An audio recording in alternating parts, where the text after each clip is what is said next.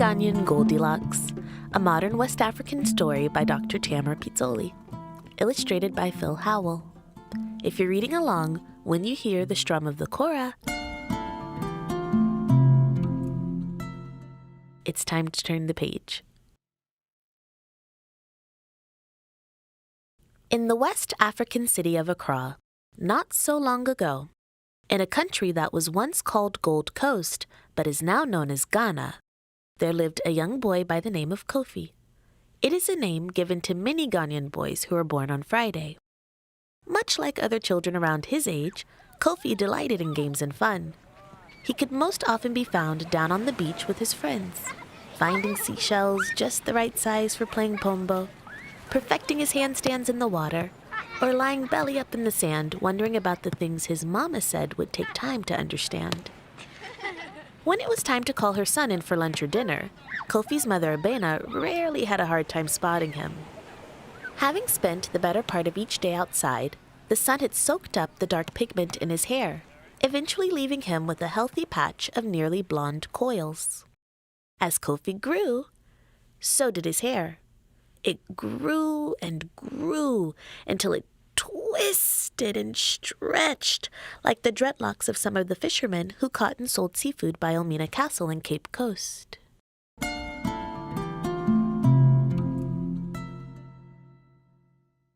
Sister Ajua, who crafted her own shea butter by hand and sold it at the Makola market by Kofi's house, had been the one to give him the nickname.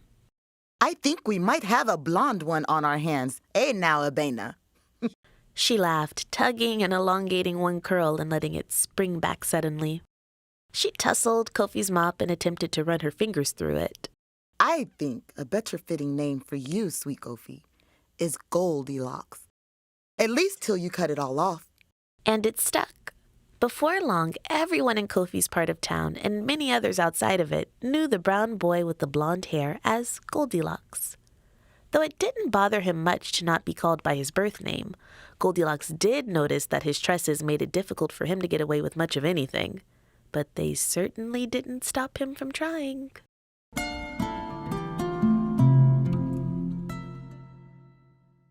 Like the time he and his friends accidentally kicked the ball into his neighbor Sister Francine's yard, and Goldilocks jumped the dividing wall to get it instead of knocking on the door and asking permission first. His mama knew about it before he made it back to his family's side. Sister Francine called and asked if you kindly notify her before inviting yourself onto her property. His mama yelled from inside the kitchen just after he'd planted both feet on their pavement. "All right, Mama," he replied.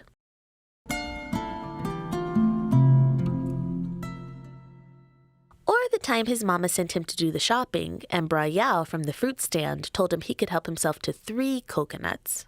A 4th somehow ended up in his sack. Now that boy know that was 4 coconuts, not 3.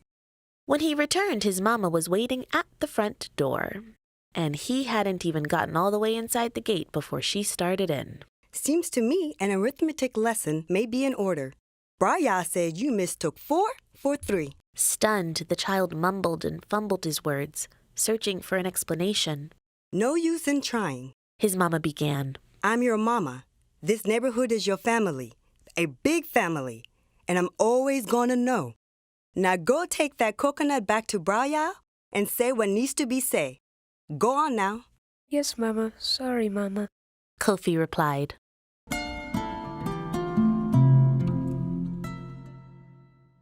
And so it happened that weeks and months passed and everything was as it should have been.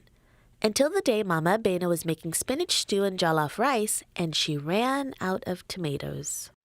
Kofi, please run next door and ask Sister Francine if we can borrow some tomatoes.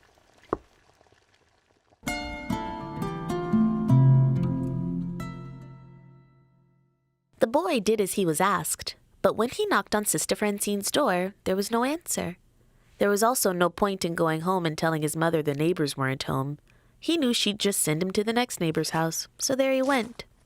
The home had all but been abandoned for some time, but recently the neighborhood kids had noticed movement in and around it. Kofi knocked lightly on the door. There was no response, and at that very instant he saw that the door was slightly ajar. Pushing ever so softly, just enough to peek into the kitchen, he spied 3 inviting bowls of homemade fufu and palm nut stew waiting on the counter.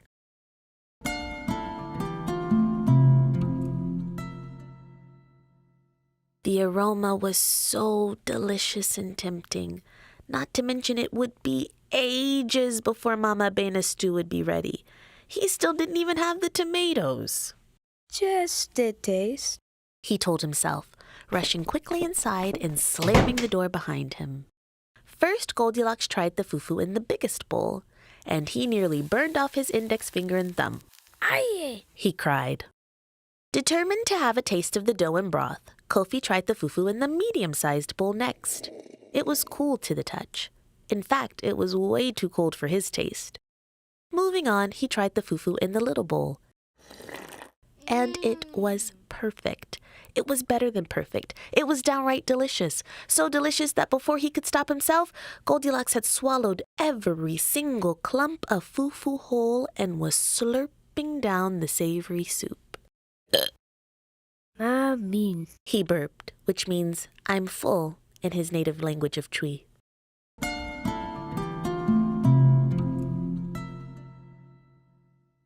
Kofi had every intention of going home right then, but the bright colors from the living room caught his eye. He moved toward the space slowly and cautiously, checking the door ever so often to make sure no one was coming.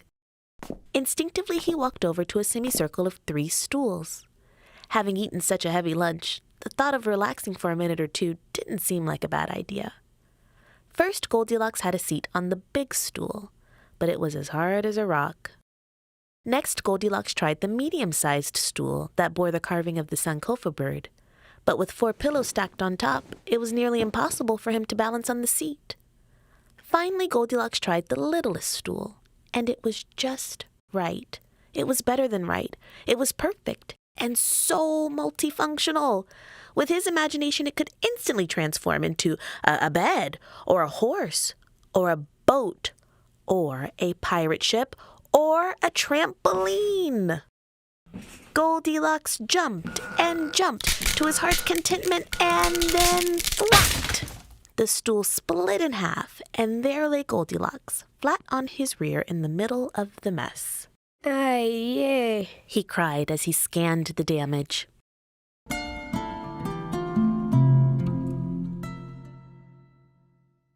Had he followed his first mind, Kofi would have left the home right then and there, but curiosity got the best of him again. He'd seen most of the house, but not the bedrooms. I'll just take a quick look, he said to himself as he brushed off his backside and walked into an enormous bedroom shared by 3. His eyes were immediately drawn to the intricate carvings on the doors of 3 wardrobe closets. Running his hands over the designs of the largest one, he decided to take a look inside. The heavy wood creaked as Kofi struggled to open the door, and the child stood a moment and marveled at what was revealed. It wasn't the Western-inspired clothes or shoes that held his gaze, but a beautiful assortment of kente cloth that stretched from the floorboard to the very top of the closet. Goldilocks permitted himself to stroke every cloth he could reach, thinking about the stories each one had to tell. Being aware that his mother would soon begin to wonder about his whereabouts, Kofi rushed along to the medium-sized closet, the door of which flew open at the slightest tug. He smiled at the array of hats and head wraps, sandals and slippers, dresses, gowns, leggings, tunics, and, of course, kente cloth. It all reminded him of Mama Bena. Kofi ran his finger along the distressed leather of a pair of sandals that looked like they might be the owner's favorite. He picked up one shoe, eyeing the detailed stitching, and after giving it a once-over, he placed it upside down on top of its mate. Leaving that closet door slightly cracked, Kofi finally stood in front of the very last closet, the little one.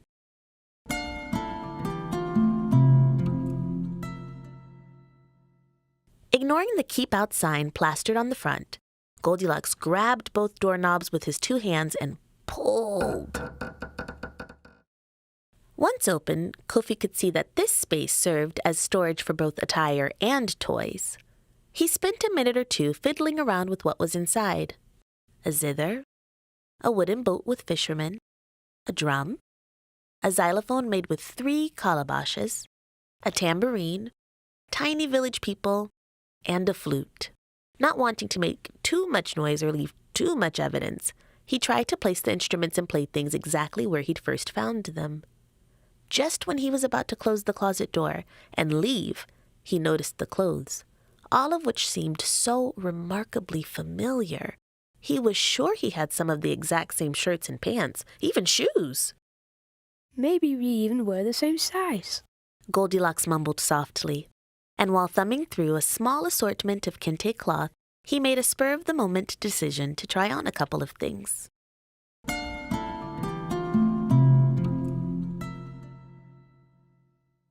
At that very moment, the Ose family walked in the front door, carrying the last load of moving boxes from their old home in Kumasi. It took Papa Kufu no time at all to realize that something just wasn't right in the Ose house.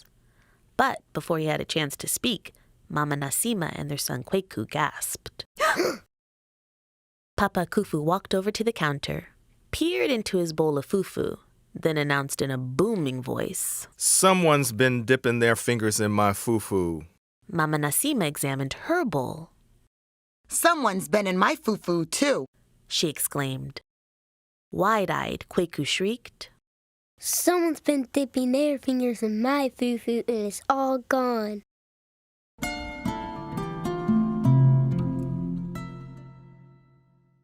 The family moved suspiciously into the living room, where they were left flabbergasted by the entire scene.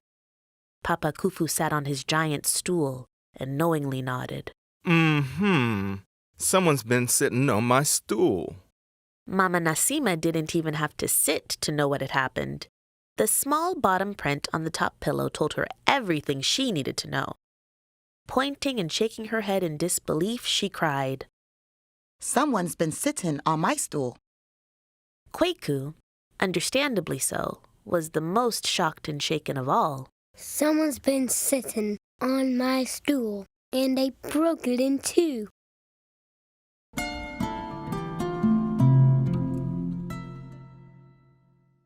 Meanwhile, Goldilocks had heard the front door close. He'd listened to the family and their conversation as they moved through their home. He stood frozen in a stranger's clothes, panicking, not knowing what to do. He had options, he thought to himself, eyeing the window. He could hop out, run home, and no one would know the difference. No one would know it was he who'd been in the Ose home. He had a decision to make.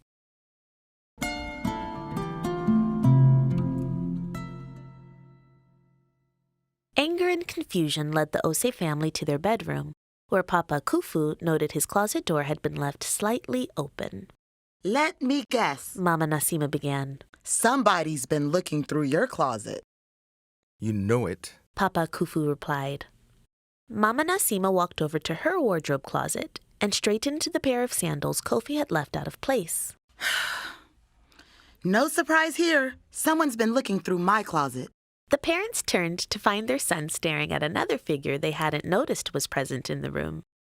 As Kofi braced himself for the worst, Kweku spoke. Looks like someone's been going through my closet and liked what they saw. Kofi stood trembling in front of the family.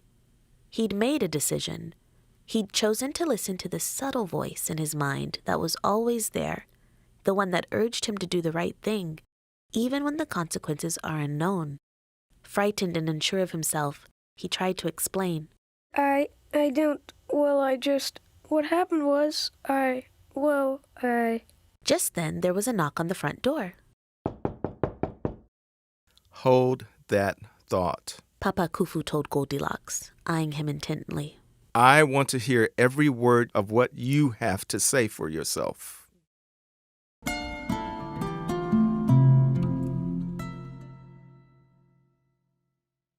When he opened the front door, he was greeted first by Goldilocks' mother, Mama Bena.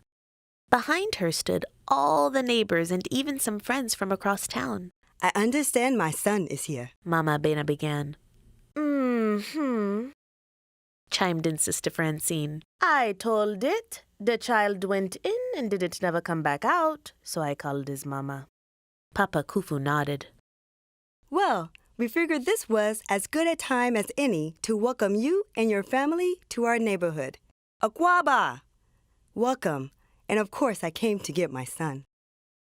Papa Kufu stepped aside, and the neighbors filed in carrying an array of wonderful delights. There was jollof rice, plantain, kinke, masa, kebabs, fufu, fried fish, sweet donuts, and oh, so much more. The roar of laughter and good conversation soon filled the house completely. Goldilocks tapped his mother gently on her back. His head hung low. She lifted his chin and silently walked him over to the Osei family.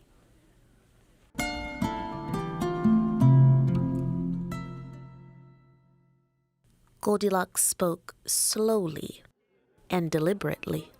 I'm sorry I came into your home without permission. I should not have eaten your fufu, and I apologize for breaking your stool. You precious and precocious child. Remember this day and the lesson that you have learned. It is a lesson I, along with many wise Ashanti elders in this room, learned when we were around your age. It is my job to make you feel at home when you come to my house. It is your job to remember you are not at home. A burst of laughter erupted, and shouts of agreement echoed through the home and could be heard all the way down the road and to the city limits of Accra. Some say it was all heard as far as Kumasi.